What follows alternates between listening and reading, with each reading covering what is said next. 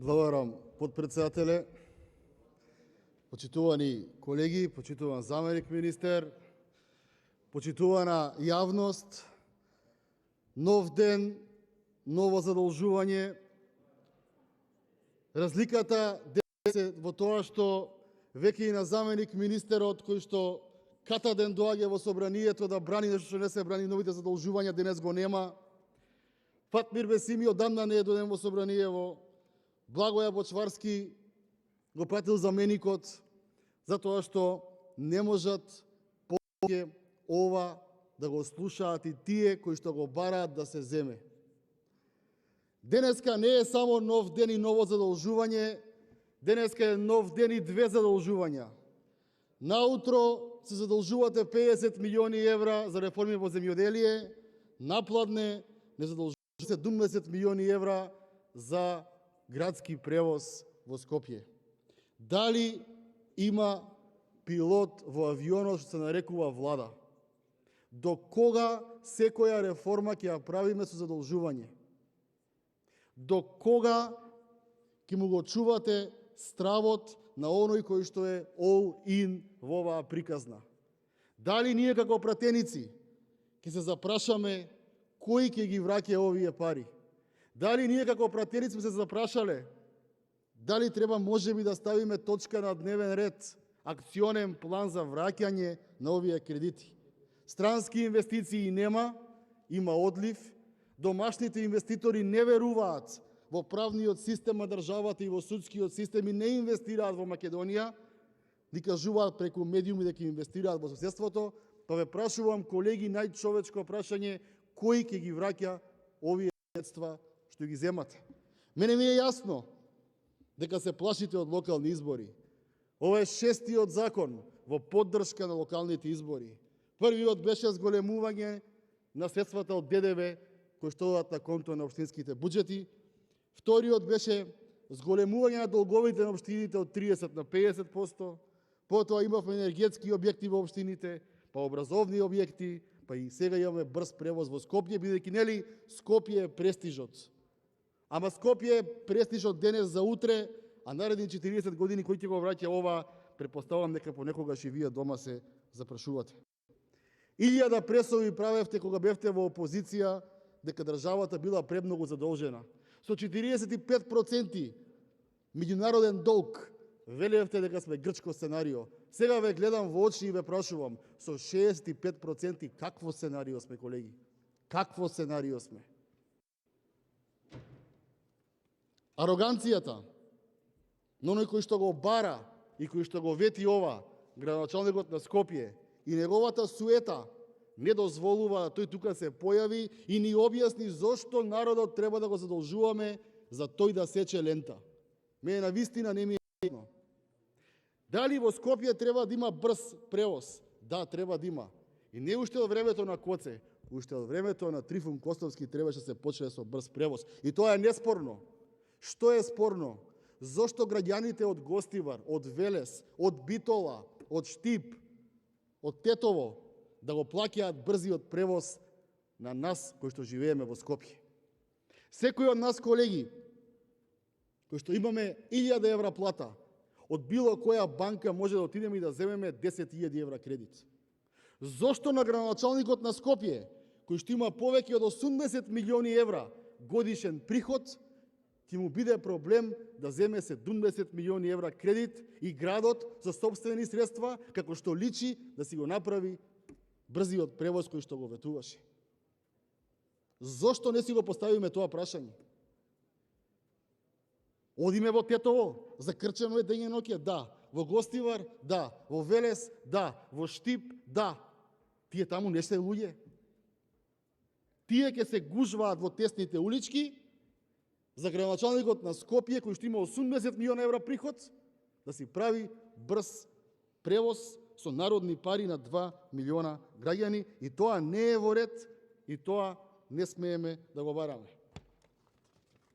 Понатаму, вели во Вовет, со проектот е предвидено да се направат патни коридори кои се резервирани само за автобусите, на пример, автобуски ленти по средината или по работ на булеварите. Почитувана јавност, земаме 70 милиона евра кредит за да направиме ленти по средината или по крајот на булеварите. Со ова кажуваме дека поима немаме каде ќе бидат тие автобуски постројки, поима немаме каде тие треба да се градат. Па немаме дали ќе се поврзуваат тротоарите со надвозници или ќе се поврзуваат со подвозници. Нема ништо, отворете го материјалот. И може би е добро да земе реплика господинот Бекимир Еджепи како заменик министер и да ми каже, бидејќи јас не можам да сватам каква врска има транспорт и врски министерството со брзиот превоз во град Скопје, освен за сечење на лента при неговото отварање, а потоа 10 години ќе трае тоа, кој знае кога ќе заврши. Трето, на 3 декември 2019 година, 3 декември 2019, владата на Република Македонија донела одлука да се побара заем од Европската банка за обнова и развој за овој проект за брз автобуски превоз во Скопје. На 20 декември 2019 година ЕБОР рекол во ред, кредит може да добиете ако собранието на вашата држава изгласа таков закон. И сега го поставувам прашањето. Ако владата знаела дека долж Партизанска, долж Јане Сандански, долж другите булевари ќе се прави брз превоз и ќе се копаат тие булевари, зошто тогаш градоначалникот Шилегов ги трошеше парите да ги преасфалтира истите тие улици кои што година дена потоа треба да ги копа? Дали тука имаме злоупотреба на службена положба? Дали сме се запрашале зошто го направил тоа? Јас ќе ви кажам зошто. Затоа што немавте со што да се пофалите на парламентарни избори, имаме градоначалници кои што не работат и ова беше одлична можност да се каже дека нешто се сработило и таа забава која што си ја правевте, граѓаните ќе ги чини многу милиони евра. Трето, верите ќе се прави во две транши. Првата транша 47 милиона евра ќе оди од запад до исток и втората 22 милиона евра од север до југ. Ако првата транша се прави 5 години и кошта 47 милиона евра, зошто тогаш ще се задолжиме само 47 милиона евра? Зошто на овие 22 милиона и 400.000 евра 6 години да плаќаме камати? Зошто го правиме тоа? Бидејќи така се вели во документот. 5 години, значи 40 минимум, ќе трае изградбата од Ѓорче Петров до Драчево и прашувам зошто тогаш ги земаме уште од се овие само да ни оди камата, ама тоа нас не ни е важно, бидејќи не го плаќате од собствен джеб, бидејќи го плаќа народот.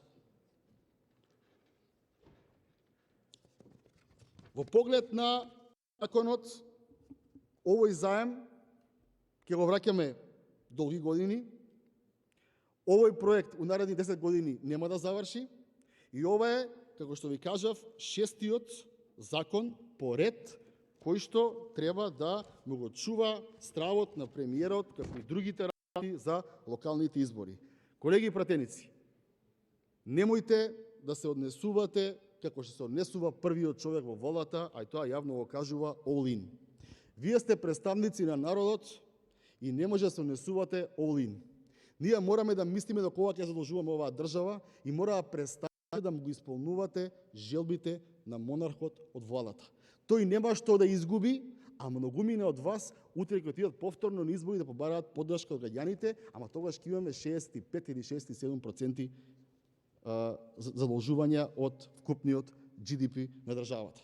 Оваа држава, со немањето на вакцини, со падот на економијата, може да се случи оваа година да имаме 2% раст, а 7% дефицит.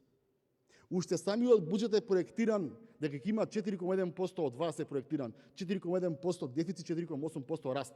У старт имаме негативности. Ако продолжиме со овие трендови, како што имаме бројки денеска, ќе имаме сериозни проблеми и ова не ни е потребно.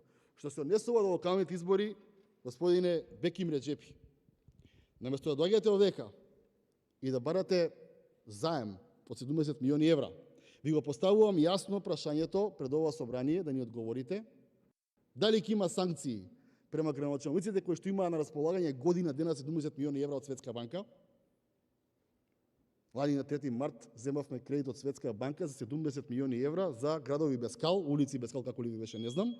И градоначалниците требаше проекти да донесат и да им дадете грантови за да работат. Од извори на министерот Бочварски, само секунда подпредседателе, имаме информација вчера дека само 11 милиони евра градоначалниците искористиле како грантови да ги земат за правење на улици. Наместо тоа си го следите во министерството, вас ви е полесно 70 милиони евра кредит тука да земеме и потоа кој ќе го враќа, појма немаме. Благодарам. Следен за дискусија е пратеничката да